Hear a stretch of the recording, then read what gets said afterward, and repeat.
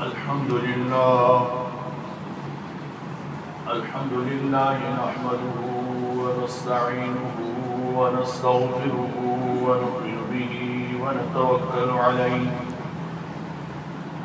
ونعوذ بالله من شرور أنفسنا ومن سيئات أعمالنا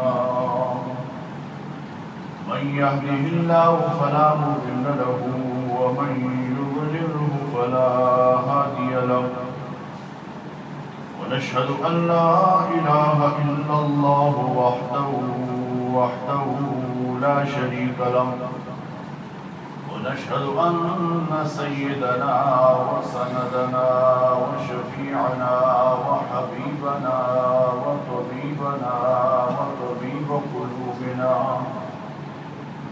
سيد المرسلين إمام الأنبياء وخاتم النبيين محمد رسول الله صلى الله عليه وعلى آله وأصحابه وبارك وسلم تسليما كثيرا أرسله بالحق بشيرا ونذيرا وداعيا إلى الله بإذنه وسراجا منيرا أما بعد فقد قال الله تبارك وتعالى في كلام المجيد والفرقان الحميد أعوذ بالله من الشيطان الرجيم بسم الله الرحمن الرحيم الحج أشهر معلومات فمن فرض فيهن الحج فلا رفث ولا فسوق ولا جدال في الحج وما تفعلوا من خير يعلمه الله وتزودوا فإن خير الزاد التقوى واتقون يا أولي الألباب ليس عليكم جناح أن تبتغوا فضلا من ربكم فإذا أفضتم من عرفات فاذكروا الله عند المشعر الحرام واذكروه كما هداكم وإن كنتم من قبله لمن الضالين صدق الله مولانا العظيم وصدق رسوله النبي الأمي الكريم ونحن على ذلك لمن الشاهدين والشاكرين والحمد لله رب العالمين رب اشرح لي صدري ويسر لي أمري واحلل عقدة من لساني يفقه قولي رب زدني علما رب زدني علما رب زدني علما رب زدني عملا رب زدني عملا رب زدني عملا رب يسر ولا تعسر وتمم بالخير سبحانك لا علم لنا إلا ما علمتنا إنك أنت العليم الحكيم درود پاک پڑھو اللهم صل على محمد وعلى آل محمد كما صليت على إبراهيم وعلى آل إبراهيم إنك حميد مجيد اللهم بارك على محمد وعلى آل محمد كما باركت على إبراهيم وعلى آل إبراهيم إنك حميد مجيد يا رب صل وسلم دائما أبدا على حبيبك خير الخلق كلهم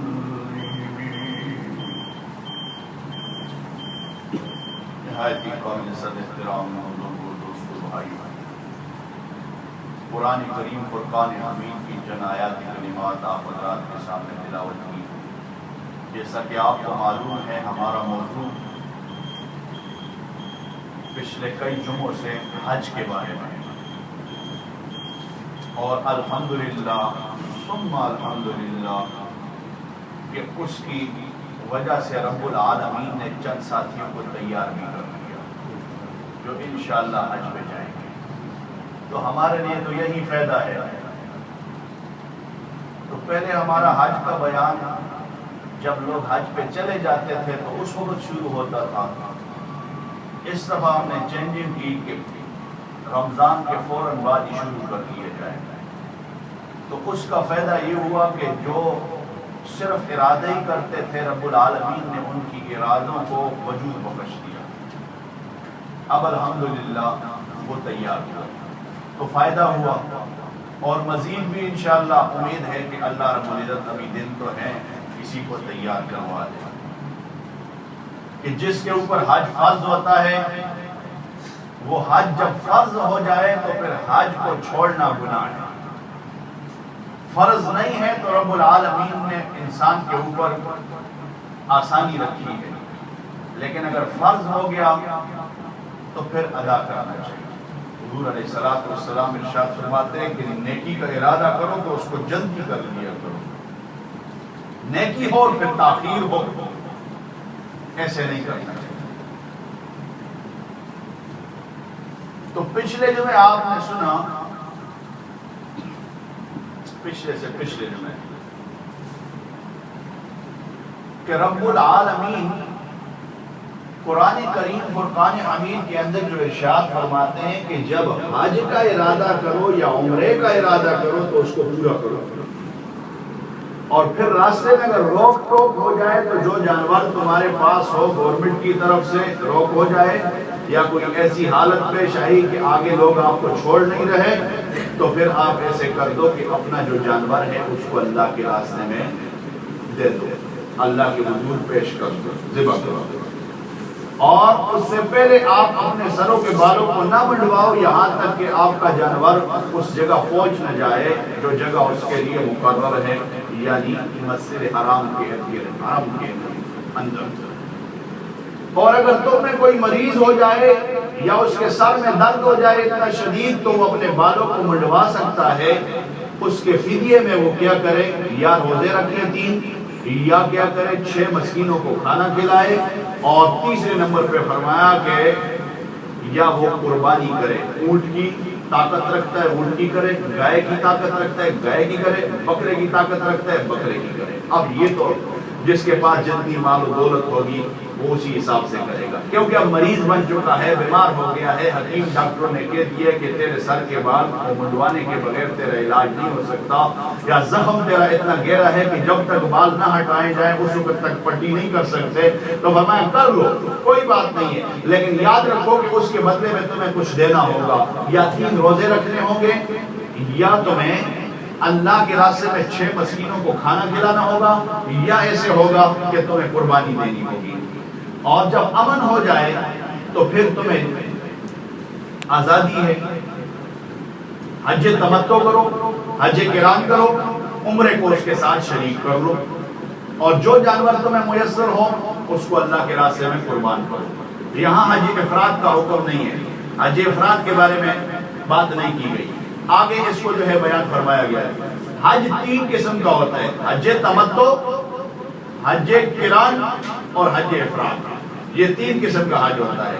حج افراد ادھر کے رہنے والے جو ہیں ان کے لیے ہے، یا حج بدل کرنے والوں کے لیے، اور حج تمتع حج قران ہم لوگ کرتے ہیں یہاں سے جو جاتے ہیں اس کے لیے جو ہے فرمایا کہ عمرے کا نفع بھی اس سے اٹھا لو، عمرے کا نفع اس سے اٹھایا جا سکتا ہے. وہ لوگ تو قریب کے رہنے والے ہیں، کسی وقت پہ دل میں آیا تو بس جو ہے عمرہ کر سکتے ہیں، لیکن ہمارے لیے یہ کہا کہ تم اس حج کے ساتھ عمرہ بھی کر سکتے ہو، اس حج کے ساتھ جو ہے تم اکٹھا بھی احرام باندھ سکتے ہو عمرے کا اور حج کا، تو تم قران ہو جائے گا. پھر فرمایا کہ اگر تمہارے پاس قربانی ہے تو دے دو اللہ کے راستے میں، نہیں ہے قربانی تو آسانی ہے، تم حج کے دنوں کے اندر ہی 9 ذی الحجہ تک کیا کر لو، 3 روزے رکھو. فمن لم یجد فصیام 3 ایام فی الحج.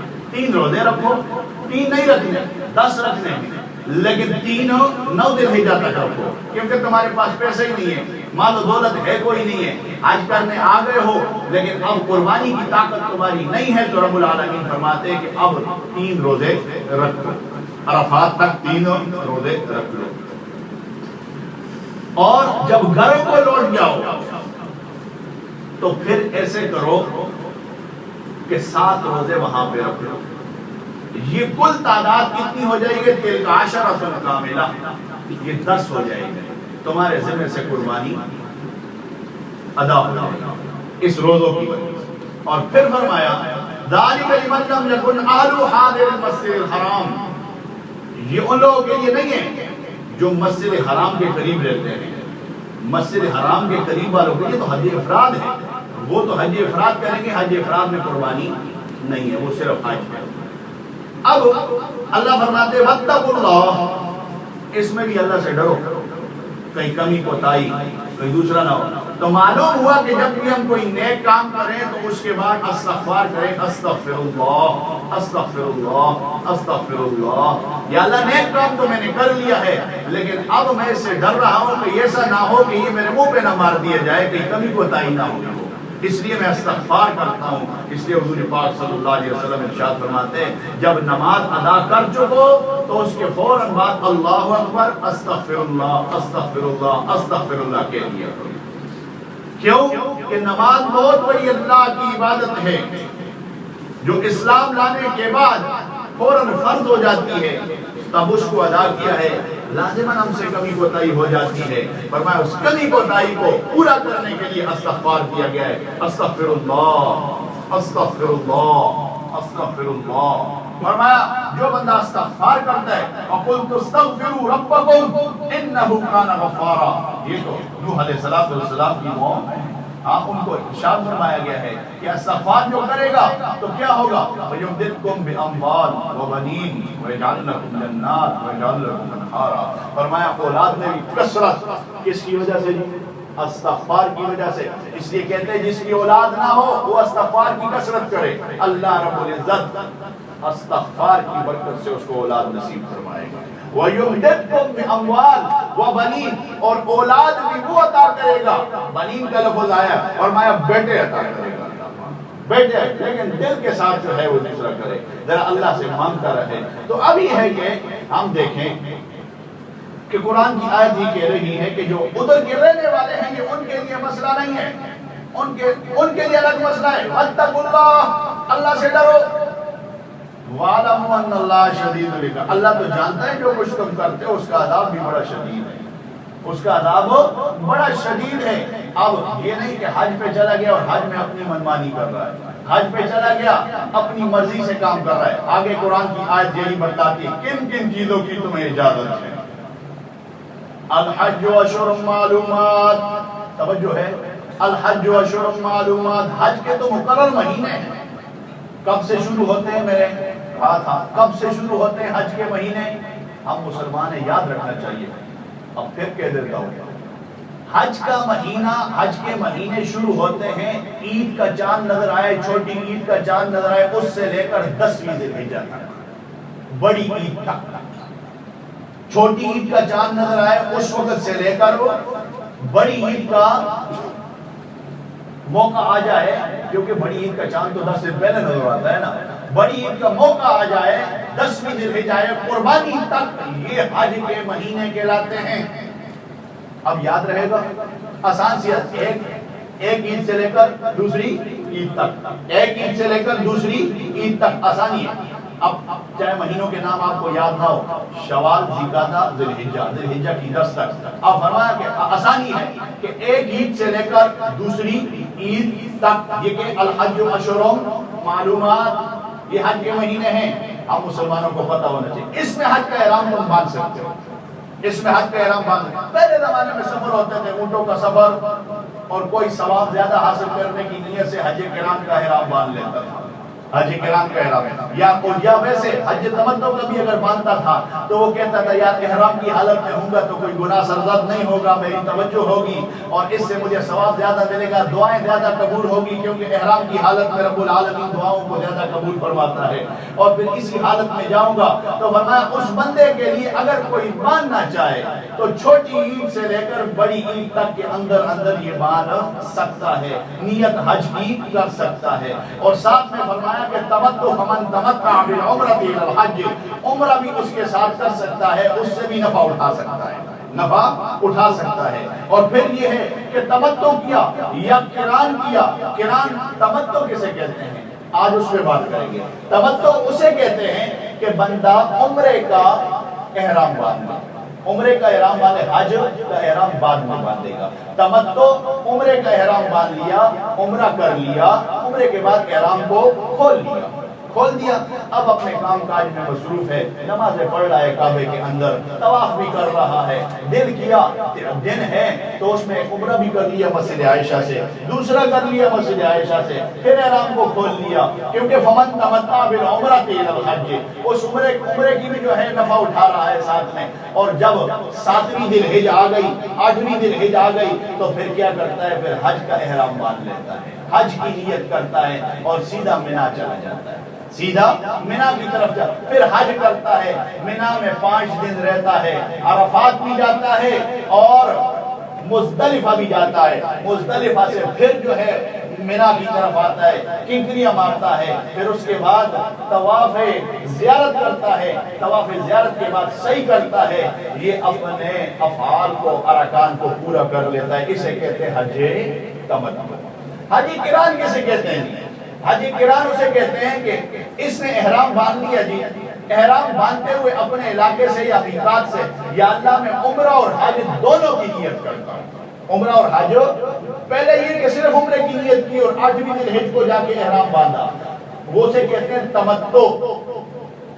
اور اس نے احرام باندھ لیا، اب حج قران کا عمرہ اور حج دونوں کی نیت کی اس نے کہ یا اللہ میں حج اور عمرہ دونوں کی نیت کرتا ہوں، تو فرمایا کہ اب جو اس نے احرام باندھ لیا ہے اب یہ جائے گا عمرہ کرے گا، عمرہ کر کے اس کے بعد طواف کرے گا، طواف کے بعد سعی کرے گا، سعی کے بعد پہلے والے حج میں یہ تھا کہ بال منڈوا کے اپنا احرام کھول لیا، لیکن اس میں یہ ہے کہ اب نہ بال منڈوائے گا نہ احرام کھولے گا، حج تک انتظار کرے گا، 5 6 7 8 تک یہ سارے دن جو ہوں گے، 1 2 3 جتنے 7 8 دن ہے، 10 دن ہے، 12 دن ہے، 15 دن ہے، 20 دن ہے، یہ سارا احرام کی حالت میں ہوگا، احرام کی حالت میں ہوگا، اور جب حج کا دن آ جائے گا تو اسی نیت کے ساتھ اس کا یہ حج ہوگا، دوبارہ نیت کرنے کی ضرورت نہیں ہوگی۔ اسے قران کہتے ہیں، یہ حضور صلی اللہ علیہ وسلم نے کیا، یہ ذرا مشکل ہے، تھوڑا مشکل ہے، اس لیے کہ احرام کی حالت میں بندے کو احتیاط کرنی پڑتی ہے۔ تو اب یہ ہے کہ ان قران کو اس نے اسی نیت کے ساتھ ہی جب کر رہا ہے تو پھر حج بھی کر لیا، عرفات گیا، منا گیا، عرفات گیا، مزدلفہ گیا، مزدلفہ سے پھر منا آیا، کنکریاں ماری، طواف زیارت کیا اور قربانی کی، اس کے بعد یہ سر کو منڈوا دے گا، احرام کو کھول دے گا، اس کا حج قران ہو چکا ہے۔ اگر قربانی کی طاقت نہیں ہے تو 3 روزے حج کے دن تک رکھے گا پہلے، اور بعد میں جب گھر آ جائے جب بھی مرضی ہے 7 روزے رکھ لے، اس کا یہ حج قران ہو جائے گا۔ تمتع الگ، قران الگ۔ افراد کیا کہتے ہیں؟ حج افراد کون سا ہوتا ہے؟ حج افراد وہ ہوتا ہے جس میں صرف حج کی نیت کی جاتی ہے، اور ان لوگوں کے لیے ہوتا ہے جو قریب رہتے ہیں، یا ان لوگوں کے لیے ہوتا ہے جو کسی کے حج بدل کے لیے جاتے ہیں۔ حج بدل کے لیے اگر بندہ اجازت دے کہ ہاں قربانی کا پیسہ تم اپنے سے خرچ کر سکتے ہو یا میں دے سکتا ہوں، تو پھر حج قران اور تمتع بھی کیا جا سکتا ہے، لیکن اگر اس نے تخصیص نہیں کی تو پھر علماء فرماتے ہیں آپ کیا کرو، حج افراد کر لو، کیا پتہ وہ پیسہ دے گا یا نہیں دے گا، تیری طاقت ہے کہ نہیں ہے، تو اللہ کے راستے میں جا رہا ہے۔ تو اب فرمایا کہ حج افراد کر لو، اس حج افراد میں یہ ہوتا ہے کہ یا اللہ میں حج کی نیت کرتا ہوں، صرف یا اللہ میں حج کی نیت کرتا ہوں، میرے لیے آسان فرما اور قبول فرما، لبیک اللہم لبیک لبیک لا شریک لک لبیک ان الحمد والنعمت لک والملک لا شریک لک، 3 مرتبہ کہہ لے گا، حج کا احرام اس کا ہو جائے گا، صرف حج کرے گا، 5 دن اس کے پابندی کے ہوں گے، اس کے بعد یہ سر منڈوا لے گا، قربانی اس کے اوپر نہیں ہے، اب یہ سر منڈوا کے حلال ہو جائے گا، اس کے اوپر نہیں، اس کے لیے آسانی ہے، اور اس کا ثواب جو ہے یہ ایسے کرے گا ادھر پہنچا دے گا۔ حج افراد اب یہ ہے، تو اس میں یہ ہے کہ حج افراد کے اندر جب یہ جائے گا مسجد حرام میں تو یہ طواف کرے گا، طواف قدوم اس کو کہتے ہیں، طواف قدوم، اس کا عمرہ نہیں ہوگا، اس کا عمرہ نہیں ہوگا، کیونکہ یہ طواف قدوم اس نے تو صرف حج کی نیت کی، صرف طواف قدوم کرے گا، طواف قدوم کے بعد جو ہے اگر یہ حج کی صحیح پہلے کرنا چاہتا ہے تو پہلے کر لے، سے اجازت ہے، اگر بعد میں کرنا چاہتا ہے تو بعد میں حج کی صحیح کر لے، طواف زیارت کے بعد۔ اب اس کا حج ہو چکا ہے، اس کے اوپر قربانی نہیں ہے۔ اب حجاج کرام ایک بات میں غلطی کرتے ہیں، وہ یہ ہے کہ جو قربانی وہ وہاں دے دیتے ہیں وہ سمجھتے ہیں کہ شاید یہ جو ادھر ہم دیتے ہیں یا پاکستان میں دیتے ہیں یا انڈیا میں دیتے ہیں جہاں کہیں بھی دیتے ہیں یہ وہ قربانی ہے. یہ وہ قربانی نہیں ہوتی، یاد رکھنا، وہ دم شکر ہوتا ہے.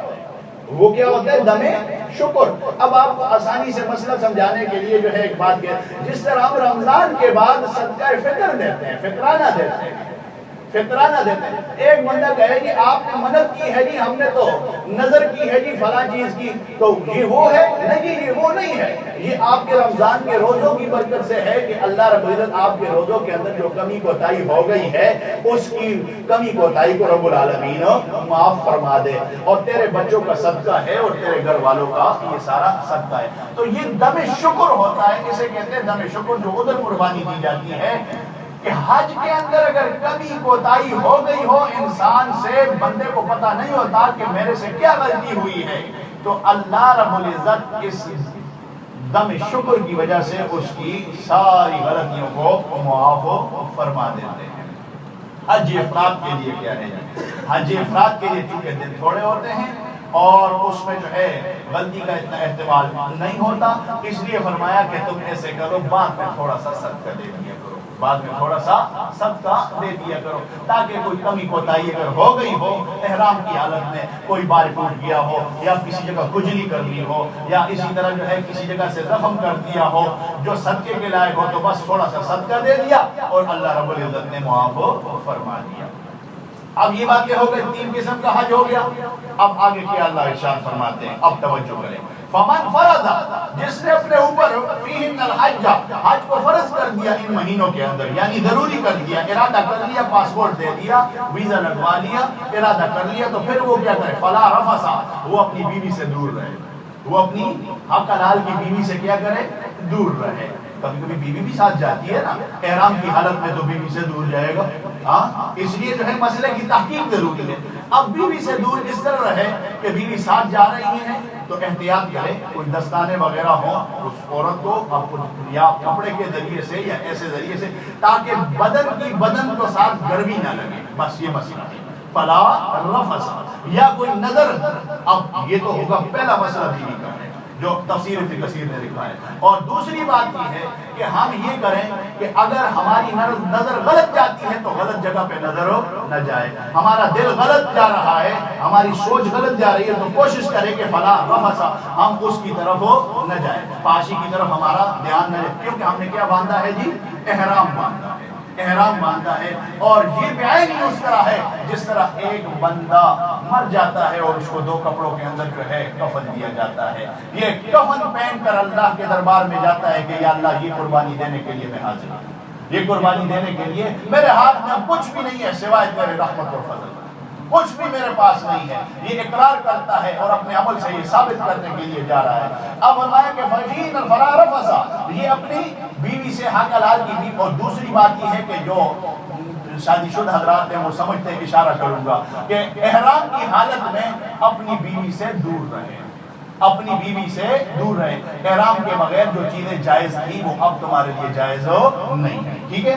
وَلَا فُسُوقَ، اور گناہوں سے بھی دور رہے، اور گناہوں سے بھی دور ہے. کوئی بھی گناہ ہو اس سے دور رہے، گناہ کا کام نہ کرے. زبان سے گالی گلوچ، بغض کی باتیں، کینے کی باتیں، اور دل میں کینہ بغض، یہ سارے گناہ کے کام ہیں. کسی کو حقیر سمجھنا، کسی کے اوپر تنقید کرنا، یہ ساری چیزیں حج کے دوران کیا ہے؟ حرام ہے. فرمایا یہ چیزیں نہ کرو. وَلَا جِدَالَ فِي الْحَجِّ، اور حج میں لڑائی جھگڑا بھی نہ کرو. عموماً لڑائی ہو جاتی ہے، عموماً لڑائی ہوتی ہے، اس لیے ہوتی ہے کہ جو ہے بندے سے برداشت ختم ہو جاتا ہے. مکے کے اندر جلال ہوتا ہے، مدینے میں جمال ہوتا ہے. اب مکے کے اندر بندہ جو ہے وہ زیادہ تر آتش میں آ جاتا ہے، معمولی بات پہ لڑائیاں جھگڑے. تو رب العالمین نے خصوصی طور پر ارشاد فرمایا وَلَا جِدَالَ فِي الْحَجِّ، آپس میں حج کے دوران احرام کی حالت میں لڑائیاں نہ کرو. برداشت کا مادہ اندر پیدا کرو، برداشت کرو. اپنے دلوں سے نفرتیں نکال لو، اپنے دلوں کے اندر محبت کی شمعوں کو روشن کرو، محبت کی شمع اپنے دل کے اندر روشن کرو. سب مسلمان ہیں جو کلمہ پڑھنے والے، لا الہ الا اللہ محمد الرسول اللہ، جو بھی کلمہ پڑھنے والا ہے تیرا بھائی ہے. انما المؤمنون اخوہ، اپنے دل کے اندر محبت کو پیدا کر لے. ولا جدال فی الحج، حج کے دوران نہ کر تو جب حج کے دوران نہیں کرے گا تو تیرے دل سے دعا نکلے گی، فرشتے اس پر آمین کہیں گے۔ جب باقی زندگی کے لیے تو آئے گا تو رب العالمین تجھے پھر بھی جھگڑوں سے اور فساد سے اور گناہوں سے محفوظ فرمائے گا۔ اب آگے وما تفعلوا من خیر یعلمہ اللہ، جو نیکی اللہ فرماتے تم کر رہے ہو اللہ اس کو خوب جانتا ہے۔ جو طواف تم کر رہے ہو اللہ اس کو بھی جانتا ہے، اور جو وہاں پہ روزے تم رکھ رہے ہو اس کو بھی اللہ جانتا ہے، جو صدقہ کرتے ہو اس کو بھی اللہ جانتا ہے، جو قدم تم اللہ کے لیے اٹھا رہے ہو اس کو بھی اللہ جانتا ہے، عمرہ حج جو بھی کر رہے ہو اللہ اس کو جانتا ہے۔ یہ نہیں کہ اللہ پاک اس کو نہیں جانتا اور تو جا کے کل قیامت کے دن خدا کے سامنے کہے گا یا اللہ میں نے یہ بھی کیا یہ بھی کیا۔ اللہ فرماتے ہیں وما تفعلوا، عقیدہ بنا لے یہ خیر یعلم اللہ، جو نیک کام تو کرتا ہے تیرا رب اس کو جانتا ہے۔ وَتَزَوَّدُوا، اپنے ساتھ سفر کا خرچہ بھی رکھ لیا کر، سفر کا خرچہ بھی بڑی کھل کھل کے باتیں اللہ رب العزت نے بیان کی ہیں۔ وَتَزَوَّدُوا، اپنے سفر کا خرچہ اپنے ساتھ رکھ لیا کر، ایسا نہ ہو کہ وہاں پہ ہاتھ پھیلا کے لوگوں سے مانگتا پھرے۔ اللہ فرماتے ہیں نہیں، اپنے سفر کا خرچہ اپنے ساتھ رکھ۔ فَإِنَّ خَيْرَ الزَّادِ التَّقْوَىٰ، اور یاد رکھنا جہاں کہیں اللہ دنیا کی بات کرتا ہے فوراً دین کی طرف متوجہ کر۔ فَإِنَّ خَيْرَ الزَّادِ التَّقْوَىٰ، سب سے بہتر توشہ تو ہے وہ تقویٰ ہے، سب سے بہتر توشہ کہ جب تیرے پاس مال ہو تو یہ کہے کہ یہ اللہ کی طرف سے دیا ہوا ہے، یہ اللہ کی طرف سے دیا ہوا ہے، رب العالمین نے مجھے دیے۔ وَاتَّقُونِ يَا أُولِي الْأَلْبَابِ، فرمایا اے عقل مندو، اے عقل مندو، مسلمانوں کو عقل مند کہا گیا ہے، مسلمانوں کو کیا کہا گیا؟ عقل مند، اور خصوصی طور پر حاجیوں کو عقل مند کہا ہے۔ وَاتَّقُونِ يَا أُولِي الْأَلْبَابِ، وَاتَّقُونِ يَا أُولِي الْأَلْبَابِ، اللہ کی اس آیت کریمہ کے تحت ہمیں اب حج کرنا چاہیے کہ نہیں کرنا چاہیے؟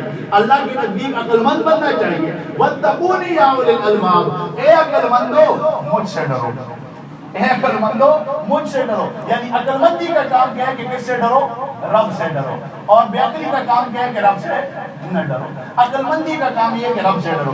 لَيْسَ عَلَيْكُمْ جُنَاحٌ أَن تَبْتَغُوا فَضْلًا مِّن رَّبِّكُمْ، اگر تیرا گزارا نہیں چلتا تو رب کہتا ہے تو پھر ایسے کر، تجارت کا وہاں کوئی سسٹم ہو تو پھر اس میں تیرے لیے کوئی گناہ نہیں ہے، احرام سے پہلے یا احرام کے بعد۔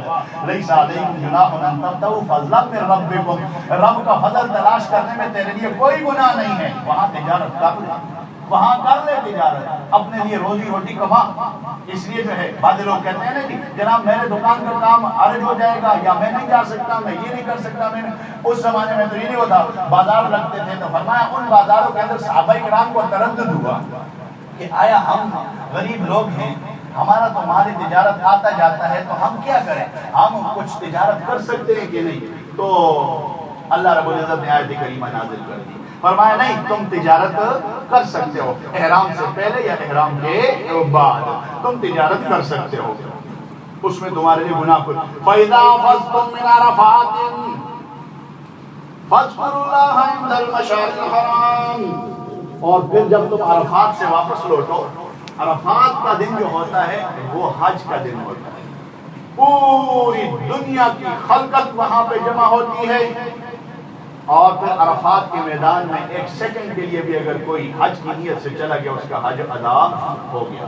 فَإِذَا فَضْتُم مِّنْ عَرَفَاتٍ، پھر جب تم عرفات سے لوٹو، فَاذْكُرُوا اللَّهَ عِندَ الْمَشْعَرِ الْحَرَامِ، تو مشعر الحرام کے پاس اللہ کا ذکر کرو۔ مشعر الحرام کسے کہتے ہیں؟ عرفات سے جب بندہ جاتا ہے تو حاجیوں کو پتہ ہے کدھر جاتا ہے؟ مزدلفہ جاتا ہے۔ مشعر الحرام مزدلفہ کو ہے، مزدلفہ کو قرآن کی روح سے کون سی جو ہے کون سا نام دیا گیا ہے؟ مشعر الحرام۔ اس کے بعد جا کر کس کا ذکر کرو جی؟ اللہ کا ذکر کرو۔ اس ذکر سے کیا مراد ہے جی؟ کھلے آسمان کے نیچے بندہ سوتا بھی ہے، بندہ جو ہے وہاں پہ عبادت بھی کرتا ہے، اس کھلے آسمان کے نیچے رب کو پکارتا ہے۔ فرمایا یہ ایک رات اتنی فضیلت رکھتی ہے، اس کی اتنی بڑی فضیلت ہے کہ جس طرح شب قدر کی فضیلت ہوتی ہے اس طرح مزدلفہ کی رات کی فضیلت ہوتی ہے۔ اتنی بڑی فضیلت ہے اس کی، اتنی بڑی فضیلت رب العالمین نے اس رات کو دی ہے۔ کیوں دی جناب؟ اس لیے دی کہ اللہ فَاذْكُرُوا اللَّهَ عِندَ الْمَشْعَرِ الْحَرَامِ، لوگوں ذکر کرو رب العالمین کا، کدھر ہو؟ مشعر الحرام کے پاس۔ اب فَإِذَا وَاذْكُرُوهُ كَمَا هَدَاكُمْ، یہ ذکر تم کیوں کرو جی؟ یہ ذکر تم کیوں کرو؟ اس کے بدلے میں کما ہداکم کہ رب نے تمہیں ہدایت کی مسلمان بنایا. سبحان اللہ کے الحمدللہ. رب العالمین نے شکر ہے ہمیں مسلمان بنایا الحمدللہ. نہیں تو ویسے پھرتے رہتے ادھر ادھر جاتے رہتے کیا کرتے. اللہ نے مسلمان بنایا. مسجد میں آنے کی توفیق نصیب فرمائی. سبحان اللہ کہنے کی توفیق نصیب فرمائی. اللہ اکبر کہنے کی توفیق نصیب. آپس میں مل بیٹھنے کی توفیق نصیب فرمائی. فرمایا وَاذْكُرُوهُ كَمَا هَدَاكُمْ. وہ ذکر تم اس لیے کرو کہ رب العالمین نے تمہیں ہدایت کی ہے. وَإِن كُنتُم مِّن قَبْلِهِ لَمِنَ الضَّالِّينَ. اس سے پہلے تو تم کھلی گمراہی کے اندر تھے. اس سے پہلے تو تم بھٹکے ہوئے تھے, راستے سے بدراہ تھے, گمراہ تھے. رب نے اپنا ایک نبی بھیجا جس کا نام ہے محمد الرسول اللہ صلی اللہ علیہ وسلم تسلیما کثیرا کثیرا کثیرا. حضور صلی اللہ تعالی علیہ وسلم کو تمہارے اندر بھیجا اور پھر ایسا ہوا کہ تمہیں حکم دیا واعتصموا بحبل اللہ جميعا. سب اللہ کی رسی کو مضبوطی سے پکڑ لو. واعتصموا بحبل اللہ جميعا. سب اللہ کی رسی کو مضبوطی سے پکڑے رکھو جو بھی مسلمان ہیں. ولا تفرقوا. اور آپس میں اختلافی باتیں نہ کرو. تفرقہ نہ ڈالو. تفرقہ نہ ڈالو. جو کلمہ پڑھنے والا ہے وہ کیوں اختلاف کرتا. جو کلمہ پڑھنے والا ہے وہ مسلمان ہے, چاہے اس کی داڑھی ہے چاہے نہیں, چاہے اس کی داڑھی ہے اور چاہے نہیں ہے. اب میں یہ رونا کبھی کبھی روتا رہتا ہوں. داڑھی والوں نے یہ سمجھ لیا کہ جنت ہماری ہے, اور یہ بغیر داڑھی والے جو ہیں یہ تو فارغ ہیں, ان کو تو جنت ہی نہیں ملے گی. اور بغیر داڑھی والوں نے یہ سمجھ لیا دنیا ہماری ہے, اس لیے داڑھی والوں کا کوئی حصہ نہیں ہے. اب یہ نہیں ہے بھائی. اللہ ان کا بھی وہی ہے, میرا بھی وہی ہے, تیرا بھی وہی ہے. انہوں نے بھی وہی کلمہ پڑھا ہے, وہی نماز پڑھتے ہیں, میں بھی وہی نماز پڑھتا ہوں. کیا پتہ مجھ سے بہتر ہو, کیا پتہ بہتر ہو. سب کلمہ پڑھنے والے. اس لیے کہتے ہیں کہ دلوں کے اندر سے نفرتوں کو نکالو اور محبت کی شمعوں کو روشن کر لو. محبت کی شمع جب روشن ہوگی انما المؤمنون اخوہ, تو لا الہ الا اللہ کا مقصد پورا ہو جائے گا.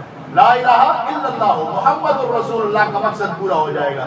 ایک کہے گا میں جنتی, دوسرا کہے گا یہ جہنمی, دوسرا کہے گا میں جنتی یہ جہنمی. وہ خدا کے بندو جو مسلمان ہے کلمہ پڑھنے والا ہے اس کو کہاں لگا دیا تم نے. ایک گناہگار ہے, گناہگار ہے ٹھیک ہے, اللہ رب العزت ہدایت کی توفیق نصیب فرما دے, گناہ سے توبہ کی توفیق نصیب فرما دے. سب کو سینے سے لگاؤ, سب کو سینے, جس نے بھی کلمہ پڑھا ہے, اور کوشش کرو کہ تمہارے سینے کے لگنے کی وجہ سے ان کافروں کو اللہ رب العزت اسلام کی دولت نصیب فرما دے. اللہ ان کو اسلام کی دولت نصیب فرما دے. تو اب اللہ فرماتے ہیں وَاذْكُرُوهُ كَمَا هَدَاكُمْ. یہ تیرا ذکر کس وجہ سے ہو, کما ہداکم, جس کے بدلے میں ہم نے تمہیں ہدایت دی ہے. تھوڑا سا ذکر بھی ہمارا کر لیا کر, ہمیں یاد بھی کر لیا کر. اب حضور پاک صلی اللہ علیہ وسلم ارشاد فرماتے ہیں جس کا مفہوم یہ ہے, فرمایا کہ اللہ رب العزت نے جب یہ بندہ کعبہ کے اندر جاتا ہے تو حجر اسود کو چھوتا ہے. حجر اسود کو رب العالمین قیامت کے دن دو آنکھیں دے گا, دو آنکھیں دے گا, اور اس کو اللہ رب العزت زبان دے گا. یہ وہاں دیکھے گا اور بولے گا, اور جس نے حق کے ساتھ اس کو بوسہ دیا ہوگا اس کو پہچانے گا اور رب کے دربار میں اس کی سفارش کروائے گا. رب کے دربار میں سفارش کروائے گا. تو پوچھا گیا رسول اللہ حق کے ساتھ کیا, فرمایا ایمان اور تصدیق کے ساتھ اس کو جو ہے بوسہ دیا. اور دوسری روایت میں آتا ہے کہ جس نے کعبے کو ہاتھ لگایا یا کعبہ, تو کعبے کے گرد وہ پھرا, فرمایا کعبے کو اللہ دو آنکھیں دے گا, کعبے کو اللہ دو ہونٹ اور زبان دے گا. اور اس نے پہلے زمانے کے اندر کعبۃ اللہ نے اللہ سے شکایت کی تھی کہ یا اللہ لوگوں کا جھکاؤ میرے طرف کم ہو گیا ہے, یا اللہ لوگ میری طرف آنا کم ہو گئے. تو اللہ رب العزت نے ارشاد فرمایا کہ میں ایک ایسی قوم مسلمانوں کی پیدا کروں گا جو خشوع اور خضوع کے ساتھ تیری طرف آئیں گے, جو سجدے کرنے والی ہوگی, اور جو تیری طرف ایسے جو ہے جھک جھک کر آئے گی جس طرح کبوتر اپنے انڈے کی طرف جھکتا ہے. اپنے انڈے کی طرف کبھی دیکھا ہے کبوتر کو انڈے کی طرف کس طرح جھکتا ہے اور اپنے انڈے کو اپنے اندر کرنے کی کوشش کرتا ہے, پیروں کے نزدیک کرنا. فرمایا کہ حدیث پاک میں آتا ہے جس طرح کبوتر انڈے کی طرف جاتا ہے اس طرح یہ مسلمان جھک جھک کر تیرے طرف آئیں گے, تو فکر نہ کر. اب دیکھو کس طرح مسلمان جوگ در جوگ جا رہے ہیں, جوگ در جوگ جا رہے ہیں. اللہ ہم سب کو لے جائے, اللہ سب کو لے جائے اور سب کو وہاں کی زیارت نصیب فرمائے. فرمایا ملتزم پہ جو جو بندہ کھڑا ہوتا ہے حجر اسود اور کعبۃ اللہ کے دروازے کے درمیان میں جو جگہ ہے اس کو کہتے ہیں ملتزم. اور حضور صلی اللہ علیہ وسلم کے بارے صحابہ فرماتے ہیں ہم نے دیکھا حضور کو صلی اللہ علیہ وسلم حضور نے اپنا سینہ لگایا ہوا ہے کعبۃ اللہ کے ساتھ. کعبۃ اللہ چمٹے ہوئے ہیں حضور صلی اللہ علیہ وسلم اور اپنے رخساروں کو رگڑ رہے ہیں ان کے ساتھ اور ہاتھوں کو پھیلائے ہیں اور رب العالمین سے دعائیں کر رہے ہیں ملتزم پہ کھڑے ہو کر. صحابی رسول فرماتے ہیں میں نے بھی اسی طرح ہی کیا, میں نے بھی اسی طرح ہی کیا. اور یہ ہے بات شرطیہ بات ہے کہ اگر کوئی بندہ ملتزم پہ کھڑے ہو کر کوئی دعا کرتا ہے اللہ اس کو قبول فرماتے ہیں, رد نہیں کرتا. اللہ پاک ہم سب کو لے جائے اور وہاں کی برکات ہمیں نصیب فرما دے. اس سال جو جا رہے ہیں اللہ ان کے لیے آسانیاں پیدا فرمائے. اور ابھی جن ساتھیوں کے دل میں ارادہ آ رہا ہے وہ ابھی بھی ارادہ کر لو اور جا سکتے ہیں. جن کو اللہ نے دولت مال دیا ہے وہاں پہ اپنا نام لکھوا دو.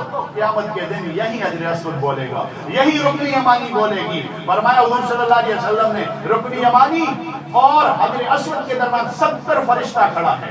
70 فرشتہ جو بندہ وہاں پہ دعا مانگتا ہے اللہ رب العزت کی اس کی دعاؤں کو اس فرشتوں کی برکت سے قبول فرماتے ہیں. وہ فرشتے اس کی دعا پر آمین کہتے ہیں. اللہم انی اسألک العفو والعافیہ فی الدنیا والآخرہ. اللہم ربنا آتنا فی الدنیا حسنہ وفی الآخرۃ حسنہ وقنا عذاب النار وقنا عذاب القبر وقنا عذاب الحشر وقنا عذاب المیزان. فرشتے کہتے ہیں آمین آمین یا رب العالمین, آمین یا رب العالمین. اللہ اس کی مغفرت فرماتا ہے. پھر جب یہ حجر اسود پر آتا ہے تو حجر اسود پر کہتا ہے اللہم ایمانا بکا وتصدیقا بکتابکا ووفاء بعہدکا. فرمایا کہ اے اللہ حجر اسود کو میں نے بوسہ دیا, ایمان کی سلامتی کے ساتھ میں نے بوسہ دیا, ایمان کے ساتھ میں نے بوسہ دیا.